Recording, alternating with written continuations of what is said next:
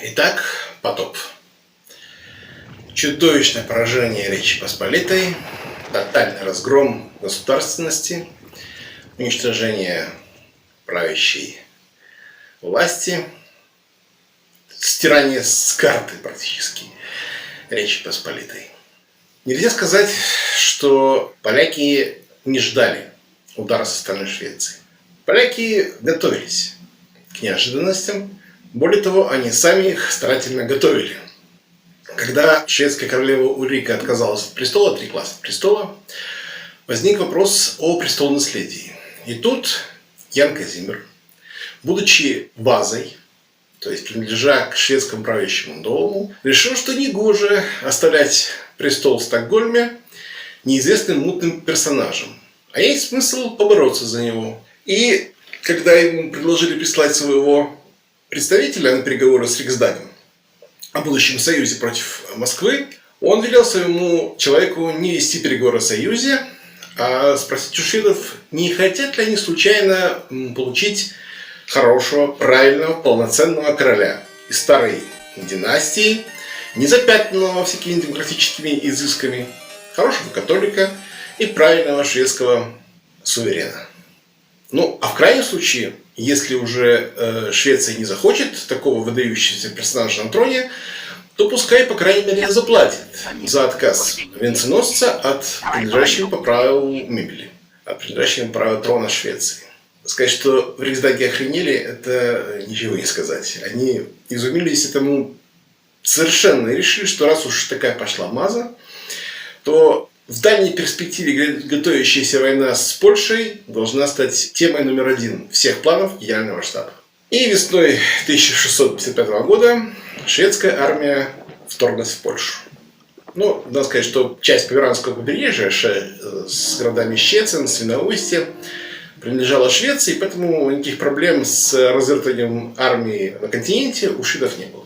Они высадились на своей территории, хоть и находящейся территориально по эту сторону Балтийского моря, собрались силами, перешли границу и под Устье встретились с посполитое рушение великопольских поветов. Посполитое рушение Великой Польши. Великая Польша, надо сказать, до этого ни в каких войнах особо не участвовала. Жила мирно, спокойно, патриархально.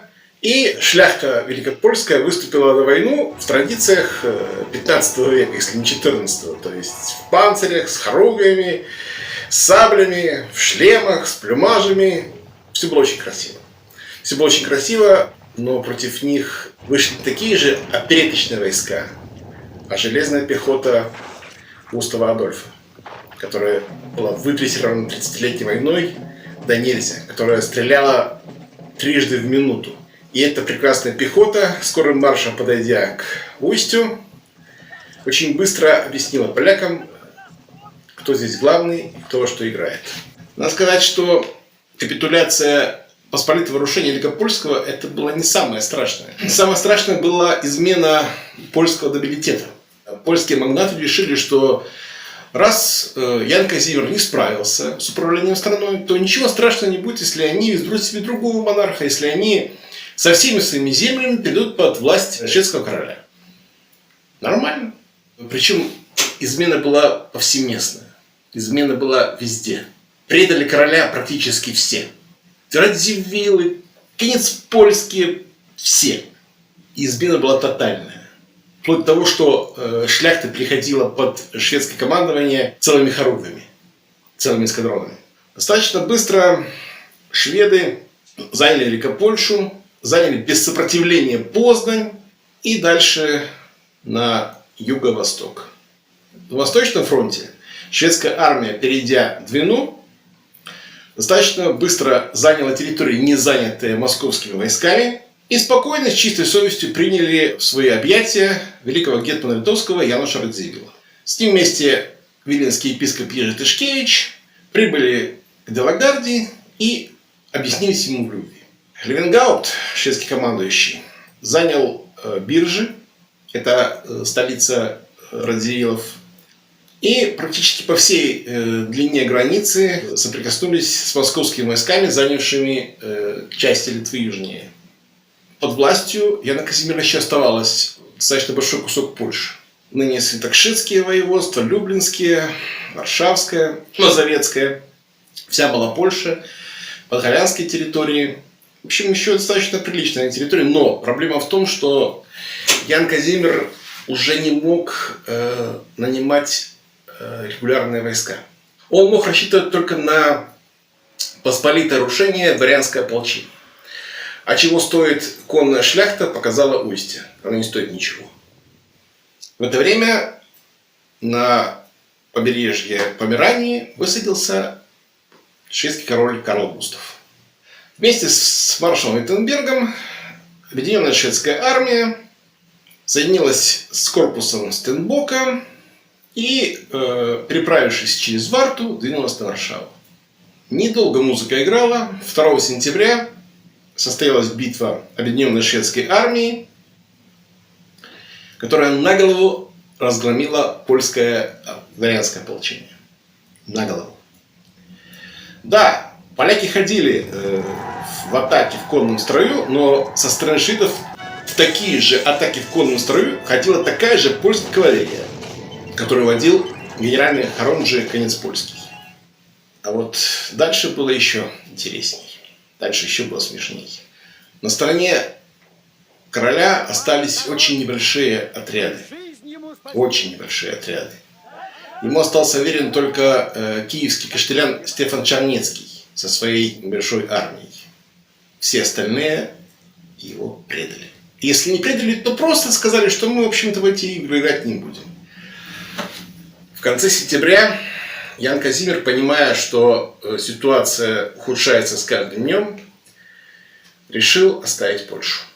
Решил оставить Польшу и укрыться на цесарских территориях, на австрийской земле. Ну, тогда это была австрийская земля, часто Словакия, но не суть важно. И вот этот момент очень красиво обрисовал одной легендой полковник войска польского, который водил нас по Кракову. Легенда. Ну, я полагаю, что что-то похоже на это было. Итак, сентябрь 1655 года. Польский король с небольшой свитой покидает Речь Посполитую. Он выехал из Кракова на юг. На следующий день он уже был далеко от Нового Сонча. Переправился через реку и подошел к перевалу в Высоких Татрах. За перевалом уже лежала Австрия. Небольшой конвой подъехал к убогой корчме на перевале. Король сошел с коня, подошел к корчмарю, рубившему дрова во дворе, и сказал: «Корчмарь, ты знаешь, кто я?» Корчмарь поднял глаза, сказал: «Да, я узнаю тебя, король». Ян Казимир сказал ему: «Я хочу есть. Я прошу тебя, пожарь мне яичницы. Но такая вот оказия, у меня нет с собой денег. Я, когда вернусь, тебя отдам. Я же король». Королевскому слову можно верить. Корчмар осмотрел небольшую свиту короля, осмотрел самого монарха и ответил: «Это корчма – все, что у меня есть. Но если у меня будут тяжелые времена, если у меня будет беда и горе, я смогу ее заложить.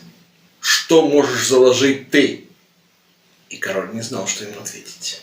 Посрамленный, он, несолоно хлебавший, сел на лошадь и отправился в Австрию. Но ответ корчмаря разбудил в Яне Казимире доселе дремавшее чувство собственного достоинства. И с этого момента война началась уже совсем по-другому. В тот момент, когда Ян Казимир бежал в Австрию, Краков осадила шведская армия. В эти же дни польское войско осело в Ченстахове защищать Ясногорский монастырь. Ну, это история известная. Большинство из вас читали «Потоп» Сенкевича, помните эту историю. Поляки, которые пришли осаждать монастырь в Ясной горе, отказались участвовать в обстрелах твердынь. Потому что это было немыслимо, чтобы католики штурмовали и расстреливали свое самое святое место в Польше, Ясногорский монастырь. Поэтому монастырь, надо сказать, устоял. Но это единственное, что устояло, потому что вся остальная Польша была занята шведами. Шведы заняли Познань, Калиш, Гнездно, Варшаву, Краков, Брест-Куявский, Ленчицу, Серец, Инновроцлав, Раву, Плотск, Люблин, Сандомир. Они заняли всю Польшу. Но, как говорится, до поры жбан воду носит. Это чужие солдаты, это чужая армия. И поляки очень скоро на себе почувствовали, что шведская оккупация это все-таки хуже, чем власть, пусть и не очень умного, не очень справедливого, но все же своего короля. И достаточно быстро началось польское сопротивление шведской оккупации. Крестьяне убивали шведских фуражеров. Отряды шляхты нападали на дозоры шведских рейтар и драгун. Наконец, польское войско, какое оно там было, конечно, плохонькое, слабенькое, но все-таки польское войско начало носить уже беспокоящие удары по шведским гарнизонам. Проблема была в том, что у Яна Казимира не было золотого запаса. Это ключевой момент всей этой войны, потому что шведы могли опираться на свою армию, собственную армию, хорошо выученную, вымуштрованную, подготовленную. Она была небольшая, но это была хорошая армия. Шведы могли столоваться и квартировать за счет принимающей стороны, за счет Польши. А Яну Казимиру кровь из носу нужны были деньги. Понятно, что посполитое рушение какое-то время могло воевать на свой кошт. Понятно, что какие-то части он мог посулами и обещаниями заплатить потом сполна и с избытком все-таки мобилизовать. Но по-настоящему, по-большому, по-серьезному воевать он не мог, потому что серьезная армия требует серьезных денег. Даже не столько на наем пехоты, ладно, бог с ним, это еще можно как-то вопрос решить, как просто даже на закупку продовольствия, на закупку сапог, обмундирование, оружие. Это все стоило денег, денег и еще раз денег, а денег в казне не было от слова совсем. Вообще не было. То есть война переросла в стадию балансировки на грани. Шведы не могли победить окончательно, потому что польский народ выступал против оккупации шведской. Ян Казимир не мог победить, потому что у него не было средств на оплату настоящей армии, на оплату ресурсов, которые необходимы для войны. Пороха, пушек, ружей, мундиров, сапог, сукна и так далее. Война требует огромных денег.